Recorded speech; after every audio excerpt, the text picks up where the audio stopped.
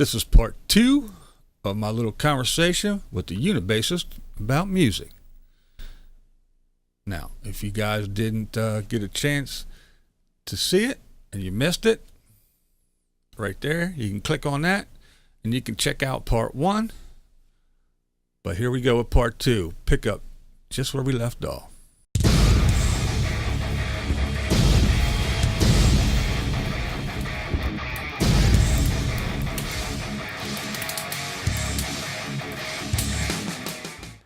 No.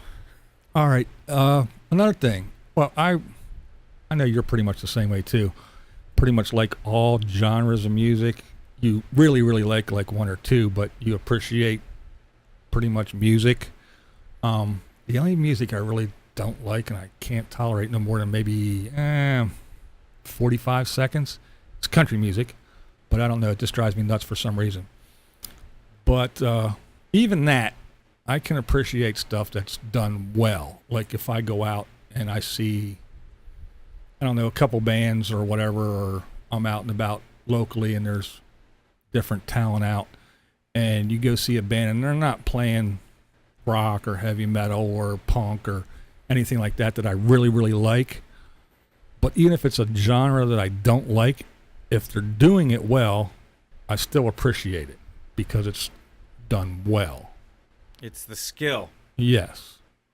And like I said, I can listen to just about anything. I mean, I don't like the new modern rap hip-hop stuff. Now, the old stuff like Parliament Funkadelic and Bootsy and all that stuff I listen to. I mean, I grew up on that. So I didn't mind that. But deep down, I'm a rocker. I like the 80s rock. I like the new rock too and stuff like that. But if I go somewhere and I see something, and like I said, no matter what it is, if it's done well, I can appreciate it more than if I go see a rock show that's done shitty. Thoughts? I spent 12 years in Georgia, and I learned to tolerate country. And there are some times where I'll hear a guy play a lead, and it'll be clean, but I can tell like how much work he's putting into the finger picking. Right. And that is, the finger picking on them guys is pretty awesome. I will say that. Some of that stuff's so rigorous. I don't know. And they play those weird guitars too, like the steel guitars and the pedal guitars and all that kind of crazy crap. Yeah, they'll play slide. They'll play those dobros and even banjo fucking looks rough to me. The banjo. I learned that the banjo is all in the picking hand. The chords are usually 1 and 2 finger shapes, and then everything's in the how you pick them. Yeah. And they have like 3 or 4 different. I had a guy showing me when I lived in Georgia about the banjo, and he was like, "You do the front roll, you do the back roll, you do the side roll." I can't. Those aren't actual terms. Don't look those up. But he had names for certain picking styles, and he would say, "Oh yeah, you can do this," and then you go into a little bit of that, and go a little bit, and it sounded like Will Ferrell when Will Ferrell goes, "Oh yeah, a little bit of the backlash, a little bit of ball chain skip," and he starts. You know he's making up a little bit of the stir the pudding. You can just tell he's making it up, but he's funny.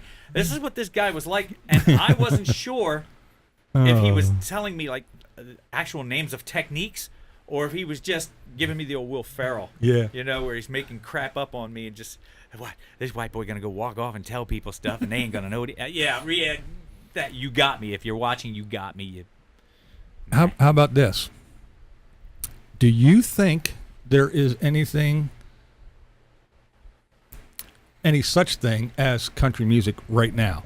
Because my personal opinion is I think it's all crossover stuff and it's turning more poppy than it is country. So as far as, when old dude, but when I was growing up, country music was, like Patsy Cline, shit like that. Now it's all, big stage shows and more poppy and rocky and all that. I don't think there is such a thing as true country music anymore. I've been seeing a lot of the new country stars. There have been times where I couldn't tell band members apart. I mean, you could have one of the guys from Stained step into Lady Antebellum, and I couldn't tell who was switched in and switched out. Oh, gotcha. They have I saw one guy, he had the Bieber hair and a lip piercing and a tattoo sleeve on his picking hand, playing a Paul Reed Smith guitar, and this is the new country. Yeah. And it's like the new country looks a lot like the old pop rock. Yeah. You know, hey, when Def Leppard was doing this, it was, you know. The country folks weren't listening to it. No, and now all of a sudden, there seems to be a real big swing towards, like for a while, 80s metal or the 80s rock, the hard rock stuff, which would be like the Van Halen, Rat, Scorpions, that kind of stuff that was not so much metal, but it was rock. The 80s hard rock kind of stuff seems to be what the new country's trying to emulate as far as power, energy. The only thing keeping it country is, number one, the harmonies the girls sing. A lot of those female singers are phenomenal with the harmonies they can pull off. Right. Singing together, I mean, they're tight together, and I noticed they still throw the twang in there too. yeah, Even if they're from Boston, they still have that twang. they get that wicked retarded twang. Yeah, I'm from Connecticut, but my truck just got hit and my dog ran away. yeah, y'all. You know what I call that? That was a truth bomb. Worship minions.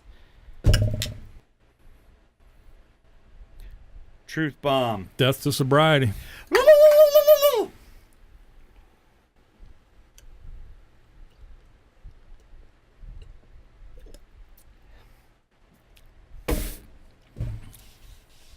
That's right, people.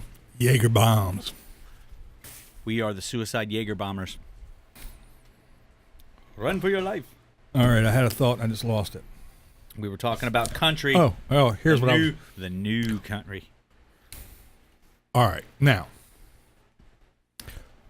back when we was coming up, back in the good old day when I was a kid,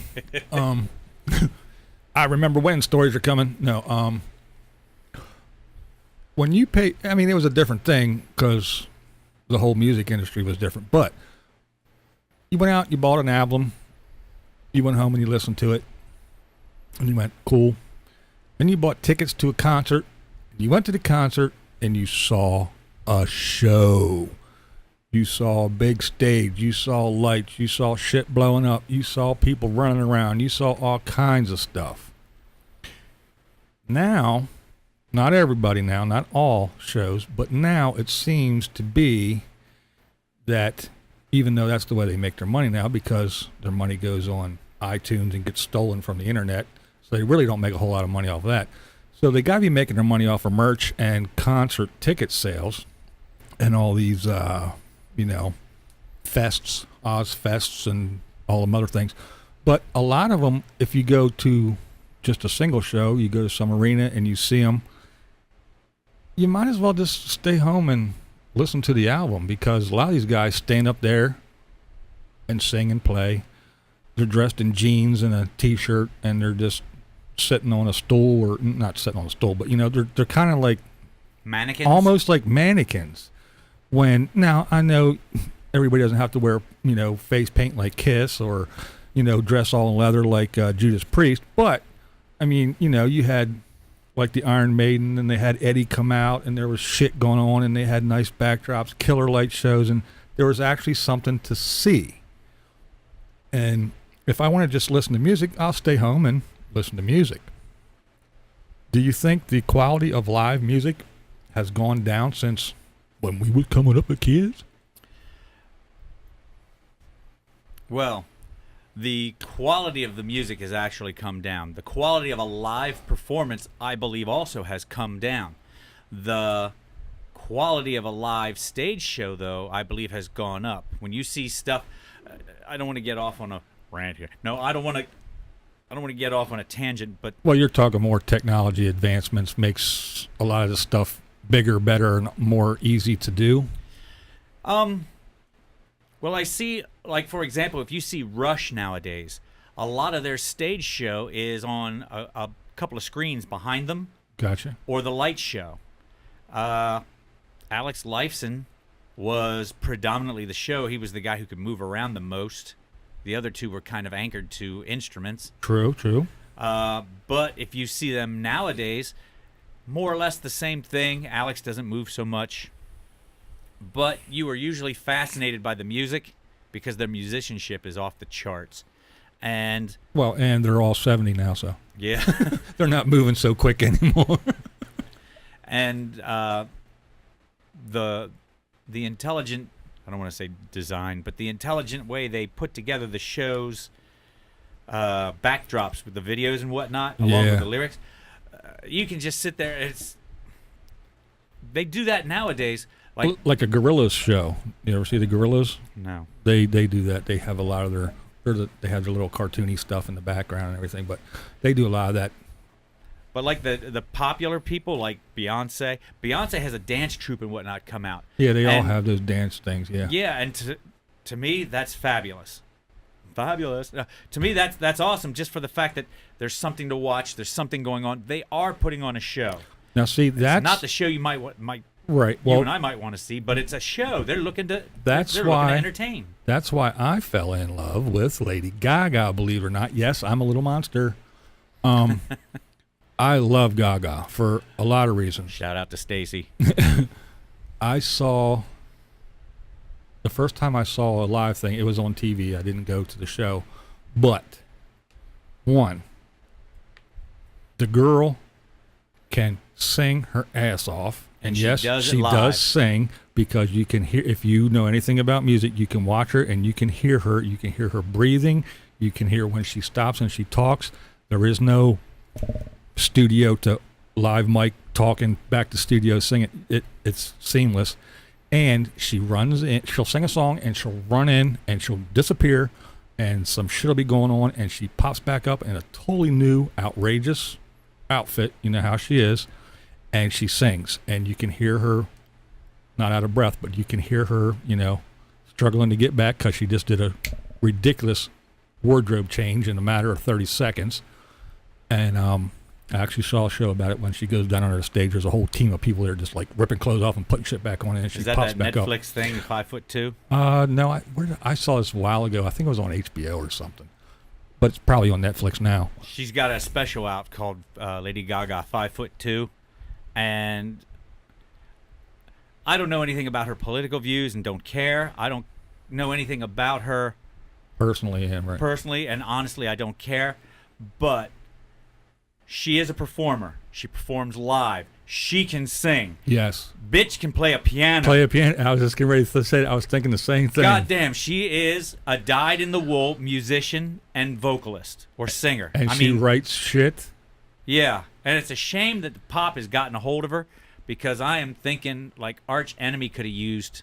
No, that's not the vocal style they're looking for. Right. But I'm sure somebody heavier. Well, even when she did the thing with who was it, Tony Bennett or who was that? She did the little stint with where she was singing the show tunes, the Las Vegas show tune stuff with. Oh wow, I missed that. Oh really? Yeah, I did. Yeah, it was one of them old dudes. Don't quote me on this. I don't know if it was Tony Bennett or something. It was some old dude that... Probably Tony Bennett. I saw him in the news, or I saw him on Entertainment News kind of some time ago, so I'm sure that was... But they were doing the rounds. My wife watches all that, The View and all that shit and the talk, and so they were doing the rounds, and, Kelly and whoever it was at that moment. And friend. Yeah, Kelly and whoever today.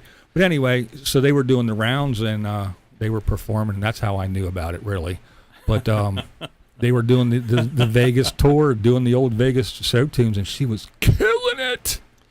Yeah, it's a shame. It's a shame I don't get into the style of music she's into. But goddamn, she performs, she sings, she is performer, singer, musician. She is no joke. That's the fucking trifecta. She has got it, and I just wish she had it for something that you like to listen to. Yeah. Whatever Dora Pesh used to do. Lady Gaga. No, I don't want to. Never mind. That's just a personal fantasy. But Gaga nails it. I like I said, I'm a little monster. I admit it. Yes, the big tattooed, pierced freak is a little monster. But yeah, I mean, I wasn't. I heard it on the radio, and I was like, yeah, whatever. She got some chops. She can sing. The Jaeger in the bottom is the best. Yes. And then when I saw that show, anything Gaga, I was watching, and like you said, I'm going to say this real clear, crystal clear, and make it real clear. This even goes to the YouTube stars that you watch. I don't know her personally. I'm not trying to be her friend.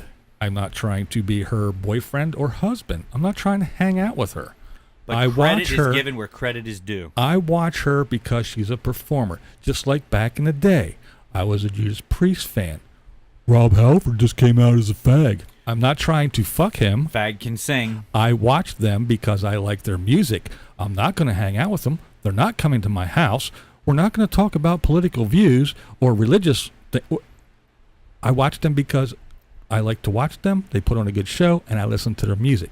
Just like the YouTubers that you watch. They're not your friends. They don't care. Just like... Unless you're on Patreon for them. Right. They still don't care. Yeah, that's true. Once you make that payment, they're done with you. Do you think if you were laying on the street with a little sign that says, "We'll work for food," and Nomadic Fanatic came by, would he give you any food? No, but I'm one of your patrons, please. No, he'd step over you. Just to get to the next place he was going, he wouldn't care. He ain't your friend. We'll work for Patreon. Yeah. But yeah, I am a little monster. By the way, Rob Halford can write, can sing. I don't care what your views are on homosexuality or gay marriage or whatever. All that aside, and that's another thing I really don't care about it. His preferences and whatnot aside, the man writes the most interesting lyrics. Yeah, if you listen to him, yeah. The man does the best on the studio albums when he sings, and he sings his own backups and stuff. He does the best shit. God damn, I wish he could. I wish he could live forever. I know, right? I wish that man. I wish you could sing forever, goddamn Rob Halford. I wish you could just sing forever, because Yes, I yes. would listen to any. You could sing the phone book for me. I would just be like, oh, dude, did you hear him go through the B's? That's it. Oh, awesome. Wait till he gets to D's. D. Yeah. Oh man. The Green Monolith. Yes. I love that shit, man.